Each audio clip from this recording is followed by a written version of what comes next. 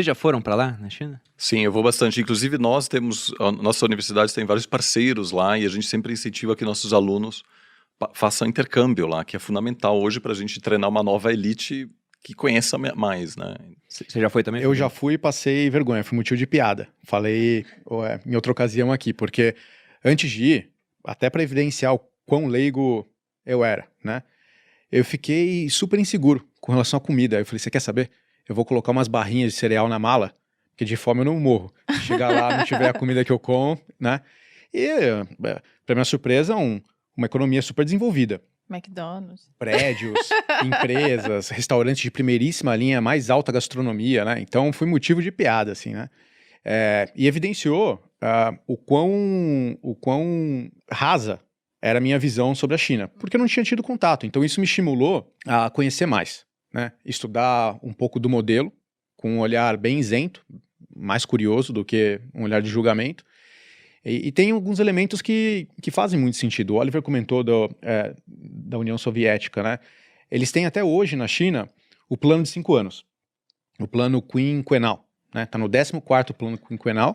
Aliás, convido todo mundo a pesquisar e olhar o que tem dentro do plano, né? Quais são os grandes pilares, as prioridades, que é um approach muito pragmático, né? Qual que é o foco nos próximos 5 anos? Eu acho que diz muito da visão daquele governo. E só de olhar o que entra na priorização desses planos, isso já diz muito a respeito da visão do governo, né? O que me chamou muita atenção nesse plano que vai ser vigente de 2021 até 2025? A China não está focando mais em crescimento baseado em quantidade. Ela está focando em qualidade. Os 3 principais pilares do plano quinquenal vigente são economia, então eles não tiram o olho disso, mas inovação e meio ambiente. Isso diz muito a respeito da visão desse governo que quer construir uma nova China. Uma China que vai estar inserida no novo contexto mundial, vai precisar exercer essa liderança não só no Oriente, mas também no Ocidente, vai competir com outros modelos econômicos e políticos, né?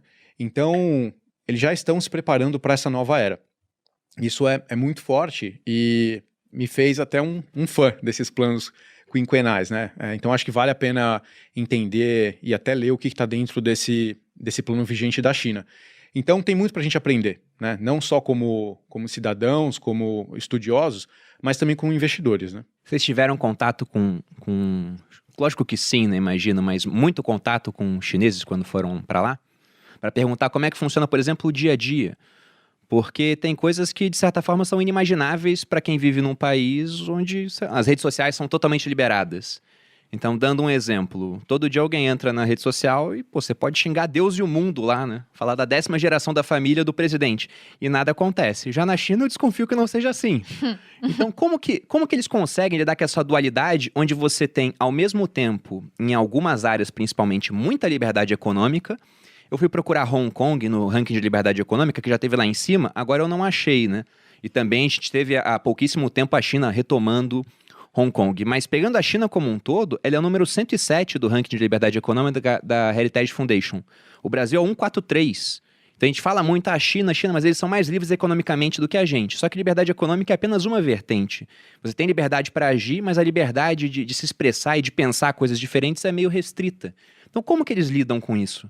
Então, isso é uma pergunta excelente. Eu estive em 2018, passei alguns meses no país para lançar a versão em chinês do meu último livro. Nossa. E isso foi muito interessante porque, primeiro, foi uma longuíssima negociação, porque é um livro que fala sobre o mundo cada vez mais chinacêntrico. Então, dá bastante ênfase, mas tem algumas partes nas quais eu falo que um dos problemas da China é que não atrai ainda da mesma maneira que, por exemplo, os Estados Unidos, né? Ou a Europa até, né? Eu vejo isso, atualmente cuido do nosso sistema de programa de intercâmbios. E a grande maioria dos alunos quer ir para a Europa, quer ir para os Estados Unidos, alguns querem ir para o Japão, poucos querem ir para a China justamente por essas questões. Os melhores querem ir para onde? Olha, depende. Hoje em dia tá tudo assim, tem alunos excelentes querendo ir para Espanha, Canadá, Nova Zelândia, Coreia do Sul. Não tem mais um país onde todo mundo quer ir, né? Mas claro, eles perguntam, e aí, professor, como que eu faço para acessar meu Instagram, meu WhatsApp? E é preciso ter um VPN, e é preciso baixá-lo antes, é preciso tomar um pouco de cuidado. E claro que há alguns temas que não se deve comentar com os outros alunos estando lá, né? Taiwan, Tibete, o Tiananmen, as manifestações de 89. O meu cunhado Então já tem me toda falou. uma cartilha do que, né? Os Você três vai pra T's, China. Não, melhor vá pra não. China, mas olha, isso aqui você não pode Olha, são os falar 3 lá. T's, Tiananmen, Taiwan e qual outro? E Tibete, né? Ou E seja, Tibete. Agora, também a gente precisa Tranquilo, só lembrar... não fala disso não, mas a gente precisa lembrar de uma coisa, né? A economia chinesa cresceu tanto que uma pessoa com, vamos dizer, 40 anos, dobrou a sua riqueza pessoal várias vezes ao longo da vida. Então, o acordo implícito que o Partido Comunista oferece ao cidadão chinês é: você me dá seus direitos políticos, você não vai ter direitos políticos, mas eu te dou muitos direitos econômicos, eu garanto que sua vida vai melhorar do ponto de vista econômico e muito. E até agora, isso obviamente tem dado certo para a grande maioria da população.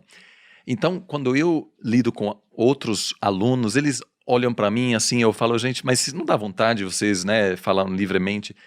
Eles assim, falam, olha, na verdade não, eu tenho 35, eu já comprei minha casa, estou com no 3º carro, sempre de última geração.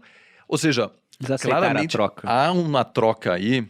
E claro, há também oposição, há críticos, há presos políticos, etc. Mas até agora a estabilidade política chinesa se explica pela capacidade de entregar um crescimento sem precedentes, né? E a partir do momento, isso vai ser a grande questão. Agora, a proposta é crescimento de qualidade. E a grande aposta é: a população chinesa vai aceitar, porque tudo que o Partido Comunista dá não é participação, é avanço econômico, geração de riqueza.